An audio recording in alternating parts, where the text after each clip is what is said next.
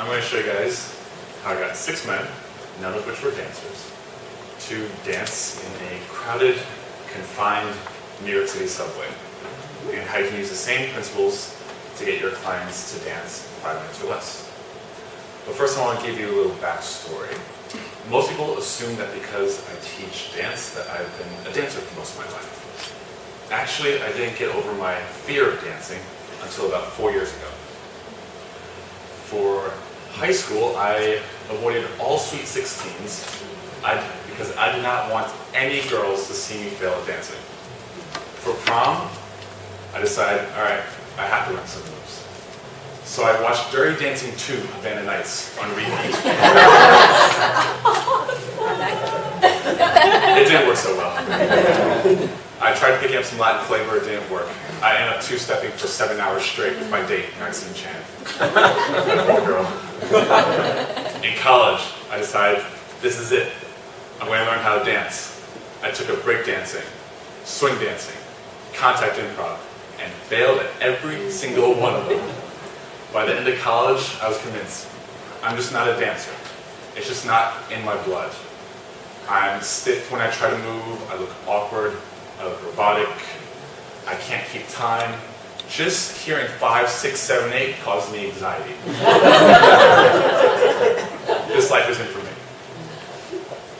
Now, eventually I did learn how to dance 4 years ago when my girlfriend at the time dared me to come up with and perform a solo dance piece for a 100-person show in 2 months. Now, that's not the moral of the story. I did learn how to dance, but that's not the point. The takeaway is that if you want to get your clients to dance, especially in 5 minutes or less, you have to understand the insecurities and challenges and their own personal stories. So with that said, how did I get 6 men with the same insecurities, the same fears, to dance in the subway? I'm going to show you the 1-2 punch that I used for them. Number 1, you're going to read their minds. There are 3 things you have to understand about your clients' stories. Number 1, what are their fears? Really dig in deep.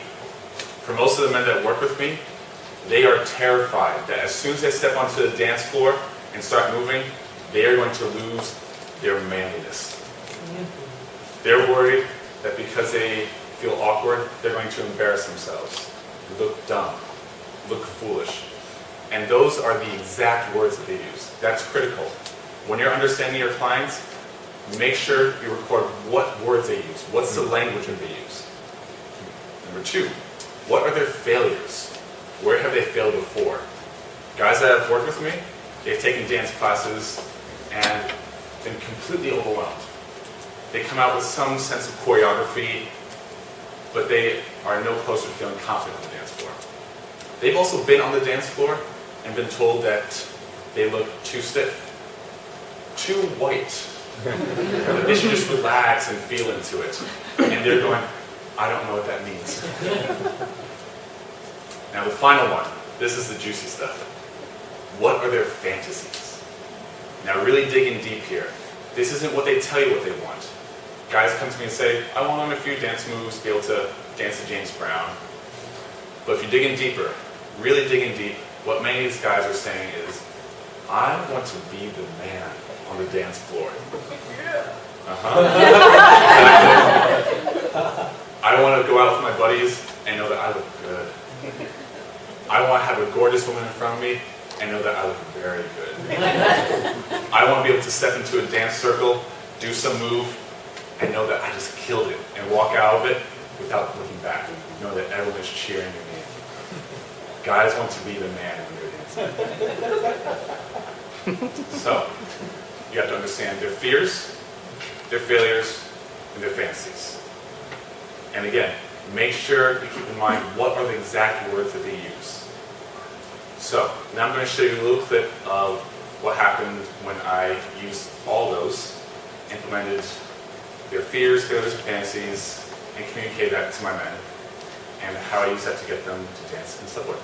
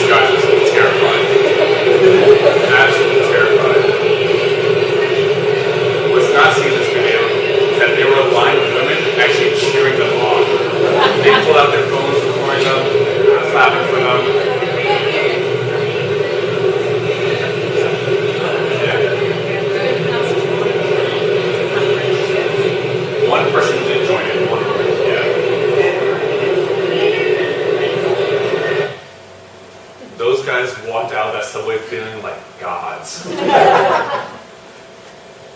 So, now I'm going to run you guys through the first 5 minutes of what that workshop entailed. Within those 5 minutes, I made sure to address their fears, failures, and fantasies.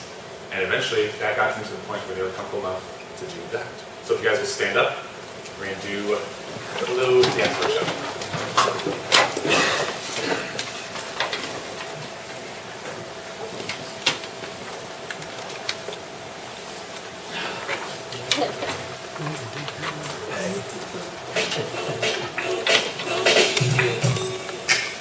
First we're going to do just bob our heads. Nothing fancy.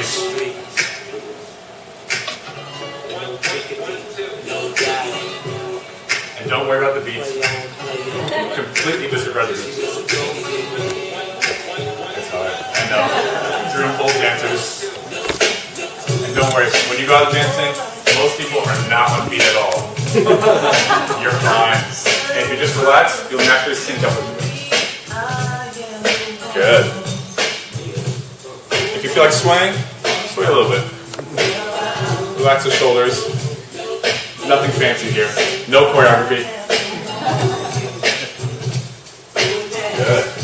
Now we're going to do a little two-stepping action. Step this way. Good.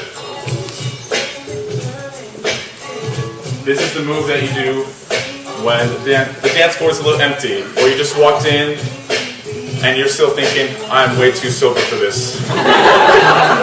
Did I wear the right clothes? Ooh, she's cute. And you're still very much in your head. It's just to warm up into it. This is also perfect for when you walk into the dance floor and you're in a dance circle and all of a sudden your mind goes blank. You can't think of what to do. You go, I'm out. Do the two-step. Or when those two moves that you rely on time and time again, you used them up 10 minutes ago. And you're wondering, now what? Two-step.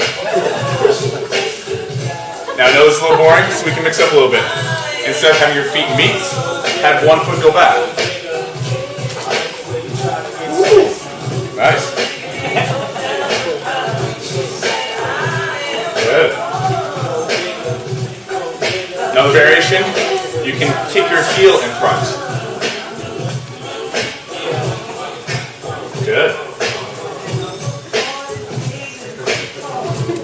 So all the two-step, but just different variations. Now pause for just a moment. I'm going to address the question that's on all of your guys' minds. But Ben, what do I do with my arms? I'm glad you asked. Before I show you specific moves, a few key principles. No matter what you're doing, keep your chest wide open, arms away from your body. You want to have expansive body language. Because powerful, confident men have expansive body language. You'll never see them like this. You see them like this. So when you're out dancing, you're going to be the confident, powerful man in the dance floor. Chest open, arms away from your body. Alright, so let's two-step a little bit. So one move that you can do is the basic switch. One arm up, one arm down. There you go. Now some of you have your fists balled up. No fight club here. Hands relaxed. If you need some tension, I understand. Here's my little trick. Thumb and middle finger pressed together, but the rest of your fingers are open. That way you keep a little tension because I know maybe a little nervous, but it doesn't look like you're ready to punch someone out. Good.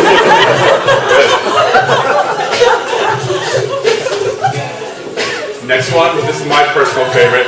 It's an old school move. Now what's great is, as soon as you start doing that, maybe you start smiling.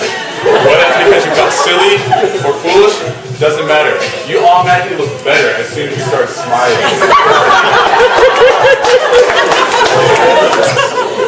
So when you're out dancing, if all you do is smile, you're going to look good. When you're out in clubs, most guys are either on the hunt for the next prey, hiding against the wall, or too drunk to really know what's happening. But if you're that one guy that has powerful body language and is smiling and having fun, you win.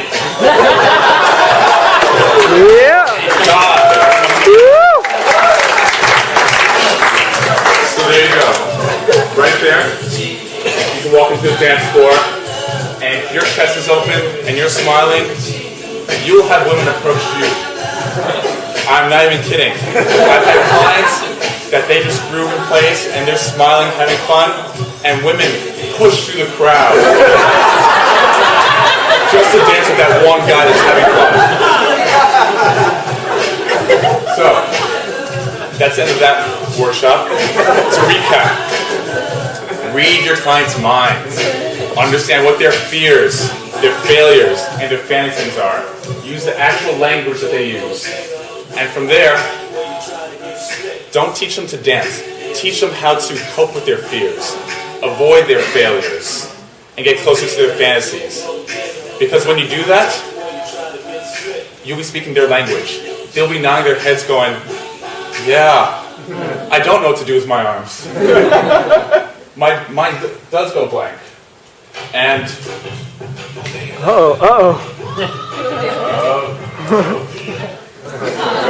I know. So they'll be nodding their heads going, yeah, that is what I'm feeling. That is what I'm terrified of happening. They'll be nodding their heads, and all of a sudden, they trust you. They trust your process. And they'll commit to it. But on top of that, you'll know how to better serve them. You'll know what they're actually afraid of and how to better help them so that they can step onto the dance floor and for the first time ever, feel confident, feel good, smile. So understand those components, read their minds, don't teach them to dance, teach them what they're looking for help on. And you can get them to dance in 5 minutes or less, or even dance in a crowded New York City subway. Thanks, guys. Yeah.